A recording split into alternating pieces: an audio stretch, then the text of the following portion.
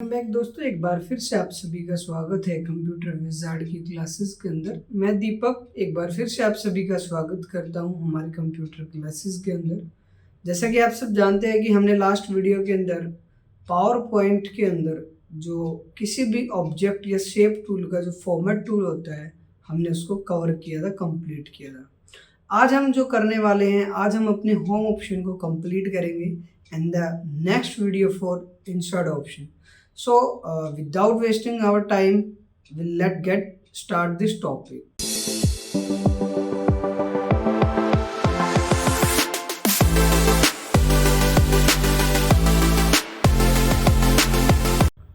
तो हमने पहले पीपीटी अपनी बनाई थी जो लास्ट टाइम, हम उसको ओपन कर लेते हैं। हम एक एजेंडा फाइल हमने बना रखा है। व्हाट इज़ एजेंडा, क्या होता है, किस तरह से उसको बनाया जाता है, हम उसी पे काम करने वाले हैं। बेसिकली ये जो एजेंडा मैंने बनाया था, ये पावर पॉइंट के ऊपर ही बनाया था कि एमएस पावर पॉइंट क्या है, कैसे स्लाइड क्रिएट की जाती है, ग्राफिक इन पावर पॉइंट कैसे यूज़ की जाती है। लेकिन हमारा विषय आज ये नहीं है कि ये क्या होता है, किस तरह से। हाँ, फ्यूचर में हम इस चीज़ को बिल्कुल ही अच्छे से कवर करेंगे। देन हम बात करेंगे सबसे पहले ड्राइंग टूल के अंदर। ड्राइंग टूल का मतलब क्या होता है कि जब हमारे पास मल्टीपल ऑब्जेक्ट्स होते हैं, हम उनको किस तरह से ड्रॉ करेंगे, एडजस्ट करेंगे, एडिट करेंगे। हालांकि ये चीज़ें हमने जो फॉर्मेट टूल होता है उसके अंदर कर भी ली थी, लेकिन हम होम ऑप्शन में भी इसको करके देखते हैं कि किस तरह से काम करेगा। लाइक यहाँ पर हमने ना दो शेप ऐड की है। एक तो मैंने ये शेप ऐड की, यहाँ पे रेड कलर की आ रही है, एंड एक मैंने यहाँ पर सॉरी हम ऑप्शन में गया, देन एक और ऑब्जेक्ट मैंने यहाँ पर लिया, मैंने इसको यहाँ पे ऐसे अरेंज कर दिया। This colour are totally different, just moment. तो इसके अंदर जो हमारा पहला ऑप्शन आता है अरेंजमेंट के अंदर, वो आता है bring to front and send to backward. जैसे मान लो अब मेरे पास इसी की कई सारी कॉपी भी आ चुकी हैं। अब ये मैं इनका जो स्टाइल है, क्विक स्टाइल का मतलब क्या होता है कि क्विकली होम ऑप्शन में रहते हुए हम कोई भी कलर जो है यहाँ पे उन पे ऐड कर सकते हैं अपने किसी भी सेलेक्टेड शेप के ऊपर। तो कुछ इस तरह से हमारा काम करता है। मैंने ये दे दिया। अब मेरे को क्या करना है, यहाँ पर जो ये सबसे लास्ट वाली जो स्लाइड है, ऑब्जेक्ट है, इसको सबसे ऊपर लेके आना। तो हम क्या करेंगे, यहाँ पे गए एंड देन हमारे पास ऑप्शन आ रहा है ब्रिंग टू फ्रंट। हम इसको फ्रंट में ला सकते हैं। और एक होता है send to back. Send to back means क्या होता है कि डायरेक्टली एक ही बार में सबसे पीछे लेके जाना। हाँ, अगर आपको कुछ ऐसा करना हो कि भाई आपने 1 to 1 ऑब्जेक्ट को ही आगे पीछे करना हो, तो उस टाइम पर हम लोग फॉरवर्ड और बैकवर्ड ऑप्शन का यूज़ करते हैं। किस प्रकार से, वो हम यहाँ पर देख लेते हैं। तो उसके लिए हम क्या करेंगे, यहाँ पे वो ऑब्जेक्ट हमारा सेलेक्ट है जिस पे हमने काम करना है, एंड देन उसके बाद हम यहाँ पे अरेंजमेंट में आएंगे और हमारे पास दो ऑप्शन है, एक है ब्रिंग फॉरवर्ड का और एक है सेंड बैकवर्ड का। हमें तो फ्रंट में आना है, तो मैं ब्रिंग फॉरवर्ड का यूज़ करूँगा। अब आप देखोगे अभी इस पर कोई फ़र्क नहीं पड़ा, फ़र्क पड़ रहा है बट हमें दिखाई दे रहा, क्योंकि वो 1 to 1 ऑब्जेक्ट के ऊपर आएगा हमारा। और जैसे जैसे मैं उस पर क्लिक करता चलूँगा तो मेरा ऊपर आता रहेगा। अब आप देख रहे होगे वो मेरा ऊपर आ रहा है, लाइक इस टाइप से। हाँ, अगर आपको ये लगता है कि एक ही बार में आगे पीछे करना, तो आई थिंक कि मैंने आपको बताया तो सेंड टू बैक यूज़ कर सकते हो, ब्रिंग टू फ्रंट यूज़ कर सकते हो। तो ये क्विक वर्क करने के काम आता है। ठीक है, नेक्स्ट ऑप्शन आता है हमारे पास ग्रुप करना। जब हमारे पास एक से ज़्यादा ऑब्जेक्ट सेलेक्टेड होते हैं और उन सबको हमने एक पर्टिकुलर ग्रुप में रखना है, तो उस टाइम पर हम उसका यूज़ करेंगे। जैसे मान लो मेरे पास एक ये शेप है और एक ये हमारी एक ये शेप आई यहाँ पे, और एक शेप मैंने यहाँ पे अरेंज कर ली, और मैंने इन सबको इकट्ठा सबको सेलेक्ट कर दिया। कंट्रोल दबाए के रखना है, लेफ़्ट क्लिक प्रेस करना है और मेरे सारे ऑब्जेक्ट सेलेक्ट हो चुके हैं। अंदर आप देखोगे ये मेरे जितने भी ऑप्शन हैं ग्रुप के वो ऑन हो चुके हैं। तो जैसे मैंने इस पर क्लिक किया अब ये हमारा पर्टिकुलर एक ग्रुप बन गया। ये मेरा ऑब्जेक्ट सेलेक्ट नहीं था तो ये हमारा रिजल्ट आया नहीं है। देन उसके बाद सेकंड ऑप्शन आता है हमारे पास अनग्रुप करना। अनग्रुप इन द सेंस कि भी जो ग्रुप आपने बनाया है अब उसको नॉर्मल करना है, जिससे पहले था इसको अनग्रुप रखना है। सो हम क्या करेंगे, यहाँ पे इस पे अनग्रुप पे क्लिक करेंगे तो जो मेरा ग्रुप पार्ट था वो अनग्रुप हो जाएगा। एंड देन जैसे आप अनग्रुप करोगे तो आपके पास एक रीग्रुप का ऑप्शन ऑन हो जाएगा। अब ये रीग्रुप क्या काम करता है कि जो लास्ट टाइम आपने ग्रुप बनाया होगा एज इट इज़ उसी एक्शन को ये दोबारा से रिपीट कर देता है, उसको ग्रुप कर देता है। हो सकता है कि आपसे गलती से ग्रुप हो गए हो, मे भी वो होने को तो कुछ भी हो सकता है, बट ये है कि अगर आपका कुछ ऐसा है तो आप उसको दोबारा से ग्रुप कर सकते हो। तो जैसे मैंने रीग्रुप किया तो आप देखोगे वो हमारा दोबारा से ग्रुप हो चुका है। देन उसके बाद आता है अलाइनमेंट के अंदर आता है अलाइन टू सेंटर। अब मान लो मैंने इसको लेफ्ट साइड में शिफ्ट करना है तो आप देखोगे जितने भी मेरे ऑब्जेक्ट हो लेफ्ट हैंड साइड में शिफ्ट हो चुके हैं। अगर आप ये चाहते हो कि मेरे को उनको तो राइट में शिफ्ट करना है तो मैं राइट में क्लिक करूँगा तो मेरा राइट में चला जाएगा। एंड अगर मतलब कि जिस भी डायरेक्शन में आपको करना हो, ये हमने वर्ड में भी किया है, एक्सेल में भी मैंने आपको इसको समझाया और हम दोबारा से पावर पॉइंट में भी इसको कर रहे हैं। बट अगर आपको वहाँ अगर वो वीडियो आपने नहीं देखा तो उस वीडियो को आप देख लेना, मैं आई बटन में उसका लिंक दे दूँगा। यहाँ पर आपको ज़्यादा उस दिक्कत नहीं आने वाली। दूसरा हम बात करेंगे यहाँ पे इसी के अंदर मैं इस पर क्लिक किया एंड देन हमारे पास ऑप्शन आता है मिडल कि बिल्कुल एग्जैक्ट सेंटर। जब हमें किसी ऑब्जेक्ट को बिल्कुल ही एग्जैक्ट मेज़र के अकॉर्डिंगली एडजस्ट करना होता है, सेट करना होता है, तो उस समय पर हम इस टूल का अलाइन ऑप्शन का यूज़ करते हैं। ये हमने लास्ट वीडियो में भी डिस्कस किया था कि किस तरह से यूज़ किया जाता है और यहाँ पे भी हमने डिस्कस किया। देन ऑप्शन आता है हमारे पास रोटेट करना कि जब हमें किसी फाइल को पर्टिकुलरली रोटेट करना हो डिफरेंट डायरेक्शन में अकॉर्डिंग टू डिग्री, तो आप यहाँ पे वो काम भी कर सकते हो। क्लियर है। देन आता है हमारे पास सिलेक्शन पेन।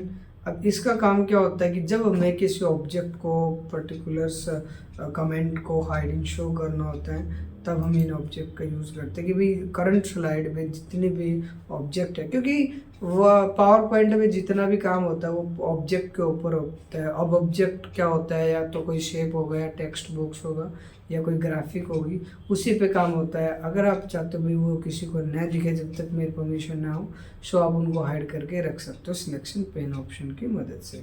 हाँ, अगर आपको उनको दोबारा से शो करवाना तो शो ऑल पे क्लिक कीजिएगा तो वो हमारे जितने भी ऑब्जेक्ट थे वो सारे शो हो जाएंगे। नेक्स्ट हम बात करेंगे इससे आगे, हमने इस ऑब्जेक्ट पे क्लिक करना है। नेक्स्ट आता है क्विक स्टाइल। जैसे कि हमने इसमें क्विकली सब में पर्टिकुलर कलर फिल करना है, क्योंकि एक ग्रुप है तो जो भी हम सेलेक्ट करेंगे सब में एक ही कलर फिल होकर के हमारा यहाँ पे आएगा। लाइक मेरे को ये वाला कलर चाहिए तो मैंने इस पर क्लिक कर दिया तो मेरा कलर फिल होकर के आ चुका है। देन अगर मैं यहाँ पे इसके नीचे आऊँ तो इसमें कुछ प्रीसेट्स होते हैं। प्रीसेट्स का मतलब होता है इसमें कुछ बने बनाए सैंपल होते हैं जिनका आप यहाँ पर यूज़ कर सकते हो। सिंपल किसी में ब्राइटनेस कम ज़्यादा कर दी, मतलब कि ये काफ़ी डेकोरेटेड चीज़ें होती है। अगर आप अपनी पीपीटी को परफेक्ट बनाना चाहो तो आई थिंक आप इनका यूज़ करके उस पर अप्लाई कर सकते हो। लाइक मैंने ये अप्लाई यहाँ पे किया है। फिल ऑप्शन में अगर यहाँ पे भी मैं बात करूँ तो सेम प्रोसीजर वहाँ पे चीज़ें मतलब कि बनी बनाई होती है, बट आप यहाँ पे आप बना सकते हो जो भी कलर आपने देना है। अगर मान लो कलर की बजाय आपने आई ड्रॉपर यूज़ करना है कि जिस भी ऑब्जेक्ट पे मैं क्लिक करूँ वही कलर वहाँ पे आ जाए, तो आप देखोगे वो कलर वहाँ से पिक कर रहा है एंड जो भी कलर होगा उसमें फिल होकर के आ जाएगा। तो आप कुछ ऐसा भी यूज़ कर सकते हो। 2019 वर्जन के बाद जो वर्जन आए हैं, या मैं बात करूँ 13 के बाद, उनमें ये ऑप्शन दिया गया। प्रीवियस वर्जन में है तो बेस्ट है, अगर नहीं है तो आपने इसको इग्नोर करना, आप यहीं से काम चला लोगे। हाँ, अगर आप इसमें पिक्चर ऐड करना चाहो तो आप पिक्चर पे जाइएगा एंड देन जो भी आपको पिक्चर फ्रॉम फाइल चाहिए, स्टॉक इमेज चाहिए, ऑनलाइन अगर इंटरनेट है, बट फिलहाल तो मैं बात करूँगा फ्रॉम फाइल से क्योंकि ज़रूरी नहीं हर किसी कैंडिडेट के पास इंटरनेट हो सिस्टम में। तो मैं फ्रॉम फाइल का यूज़ करूँगा कि जो हमारे कंप्यूटर सिस्टम होता है उसी के अंदर की फ़ाइल को अगर मेरे को यहाँ पर ड्रॉ करना है, इंसर्ट करना है, तो हम किस तरह से कर सकते हैं।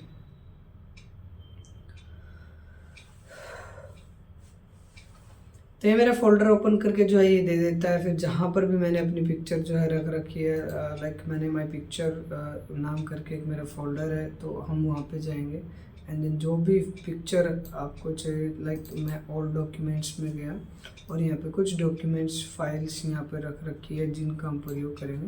लाइक मैंने ये वाली फाइल ली एंड देन इंसर्ट, जो भी मैटर उसके अंदर होगा वो यहाँ पर फिल होकर के हमारे सामने आ जाता है।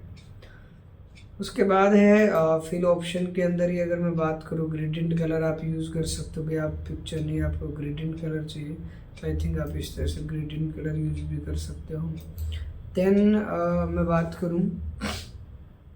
अगर मैं बात करूँ यहाँ पे, अगर टेक्सचर वगैरह की नीड है, जो टेक्सचर बने बनाए आपके पास आते हैं कुछ, तो आप इनका भी यूज़ करके अपनी प्रेजेंटेशन को जो ऑब्जेक्ट है उसको परफेक्ट एंड आप अपनी नीड के अकॉर्डिंगली उसको प्रेजेंट कर सकते हो, लाइक इस टाइप से। देन हम बात करें आउटलाइन की, भी मेरे को अगर अपने उसमें आउटलाइन लगानी है तो वो किस टाइप की होनी चाहिए, कौन से कलर की होनी चाहिए, उसकी थिकनेस क्या होनी चाहिए, वो अभी आप यहाँ पे अप्लाई कर दोगे। अब आप देखोगे काफ़ी इफ़ेक्टिव जो है ऑब्जेक्ट मेरे बन चुका है। हाँ, उसकी हाइट विड्थ को आप ज़्यादा कम कवर कर सकते हो, ज़्यादा तो नहीं रखना चाह रहे हूँ, लाइक 214 परफेक्ट। हाँ, अगर आप ये करना चाहोगे, इसकी जो ये जो स्केच है वो चेंज करने हैं, लाइक आप ऐसे यूज़ कर सकते हो, लाइक कार्टूनिस्ट टाइप। तो जो भी आपको चाहिए वो आप यहाँ पे अप्लाई कर दोगे तो उसी तरह से अप्लाई होकर के आ जाएगा, लाइक इस टाइप से। या फिर मैं बात करूँ, मैंने इस ऑब्जेक्ट को सेलेक्ट किया एंड देन इस ऑब्जेक्ट में मैंने वो काम करना है, तो इसको सेलेक्ट करके मैं स्केच में मैं गया और जिस भी टाइप से मेरे को लाइन चाहिए वो लाइन उसी हिसाब से हमारी लग करके आ जाएगी, लाइक कार्टूनिस्ट टाइप। देन हम बात करें शेप इफ़ेक्ट्स के बारे में। शेप में हम इफ़ेक्ट डाल सकते हैं, लाइक उसमें शेडो वगैरह डालनी है जो बाय डिफ़ॉल्ट उसमें बनी बनाए हैं, या आप खुद से भी यूज़ कर सकते हो। इसमें रिफ्लेक्शन डाल सकते हो, अगर मान लो मेरे को ग्लो फील करना है इसमें, तो हम ग्लो भी फील करा सकते हैं ताकि वो और भी ज़्यादा इफ़ेक्टिव लगे। सो हम अपने ऑब्जेक्ट को एडिट करने के लिए हमारे पास मल्टीपल ऑब्जेक्ट या शेप्स दी गई हैं जिनके थ्रू हम उसका यूज़ करके अपने शेप में इफ़ेक्ट डालते हैं। देन हम बात करेंगे यहाँ पे फाइंड रिप्लेस एंड सेलेक्ट के बारे में। मैं यहाँ पर एक और स्लाइड ओपन की मैंने, जिसके अंदर मैंने कुछ टेक्स्ट टाइप करके रख रखा है यहाँ पे।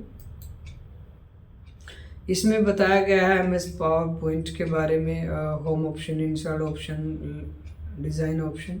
अगर मान लो मेरे को किसी पर्टिकुलर वर्ड को फाइंड आउट करना है कि भी जहाँ जहाँ पर कोमा लगा हुआ है वहाँ पर कोमे की बजाय मैं डैश साइन देना चाह रहा हूँ, उसको पहले कोमा को फाइंड करना पड़ेगा। सो हम यहाँ पे फाइंड ऑप्शन में गए एंड देन मैंने यहाँ पे कोमा प्रेस किया। अब जहाँ जहाँ पर भी वो होगा वो उसको फाइंड करके हाईलाइट कर देगा। यू ऑल्सो नो दैट कि यहाँ पे आपको स्क्रीन पे दिखाई दे रहा होगा वो किस तरह से कर रहे हैं। अब अगर मान लो आपने इसको रिप्लेस करना है, तो मैं यहाँ पे रिप्लेस ऑप्शन पे मैं गया, शॉर्टकट Ctrl+H आप प्रेस कर सकते हो। तो यहाँ पे मैं गया एंड देन किस में रिप्लेस करना है, मैंने इसको माइनस में रिप्लेस करना है। एक होता है रिप्लेस करना, एक होता है रिप्लेस का मीन्स क्या होता है कि जो सिलेक्टेड है फिलहाल करंट टाइम पे ये उसी को रिप्लेस करेगा। अगर आप रिप्लेस ऑल का यूज़ करते हो तो जितने भी आपके पास कॉमाज हैं इस पूरे इंटायर, अगर मैं बात करूँ स्लाइड के ऊपर, तो वो उसको रिप्लेस करेगा। एक होता है मैच केस की भी, जो आपका फॉर्मेट है। कई बार क्या होता है, जैसे कि मैं बात करूँ अल्फ़ाबेट की, हमने डॉक्यूमेंट यानी कि स्लाइड के अंदर कैपिटल लेटर्स यूज़ किए हैं, बट अगर मैं यहाँ पे बात करूँ, मैं फाइंड कर रहा हूँ स्मॉल कैरेक्टर का, तो मैं चाहता हूँ जहाँ पर स्मॉल है वो फाइंड हो। सो उस टाइम पर आप मैच केस ऑप्शन का यूज़ करोगे, भाई मैं जो पर्टिकुलर रिजल्ट, एग्जैक्ट रिजल्ट देखना चाहता हूँ, डिफरेंट नहीं। सो उस टाइम पर आप इसका यूज़ करोगे, बट फिलहाल के लिए मैं इसी को रखना चाहूँगा and then replace to all का यूज़ करेंगे। अब आप देखोगे जहाँ जहाँ पर भी 29 रिप्लेसमेंट इसने की है, जहाँ जहाँ पर भी कॉमा था उसने उसको माइनस यानी कि डैश साइन के अंदर कन्वर्ट करके हमें दे दिया। तो ये कुछ इस तरह से काम करेगा। देन अगर मैं यहाँ पे बात करूँ सेलेक्ट ऑल कि आप कंप्लीट डॉक्यूमेंट या मैटर सेलेक्ट करना चाहो तो आप सेलेक्ट कर सकते हो। उसके बाद सेलेक्ट ऑब्जेक्ट, भाई ऑब्जेक्ट तो सेलेक्ट होता ही है यहाँ पे डायरेक्टली, तो वो ऑब्जेक्ट तो सेलेक्ट कर ही लेगा। ये तो ऑप्शन एक्टिवेट ही रहता है इसके अंदर बाय डिफ़ॉल्ट। सिलेक्शन पैन अभी थोड़ी देर पहले हमने बात की थी कि जब भी हमें पर्टिकुलर ऑब्जेक्ट को हाइड एंड शो करवाना हो तो हम यहाँ से कर सकते हैं। तो इस पर मैंने क्लिक किया, क्लिक करने के बाद ये ऑप्शन फिर से ओपन करके देगा भाई आपने हाइड क्या करना है, शो क्या करना है, तो वो कुछ इस तरह से कर लोगे। आई होप कि आपको ये पावर पॉइंट का जो ड्राइंग टूल था, एडिटिंग टूल था, ये अच्छे से क्लियर हो चुका होगा। देखिए पावर पॉइंट एक आर्ट है एक अगर देखा जाए, बट अगर इसको एक बड़े लेवल पे मैं बात करूं, जो MBA होल्डर होते हैं उनको सबसे ज़्यादा नीड होती है इस चीज़ की। तो आपने PPT को परफेक्ट बनाने के लिए आपको हर एक टूल के बारे में अच्छे से जानकारी होनी चाहिए, और उसके लिए हम तत्पर हैं कि आपको ज़्यादा से ज़्यादा जानकारी हम उस टॉपिक पे और टूल के बारे में दें, ताकि आप अपनी प्रेजेंटेशन को परफेक्ट और काफ़ी अट्रैक्टिव बना सके। तो आज की वीडियो में बस इतना ही, मिलते हैं नेक्स्ट वीडियो में।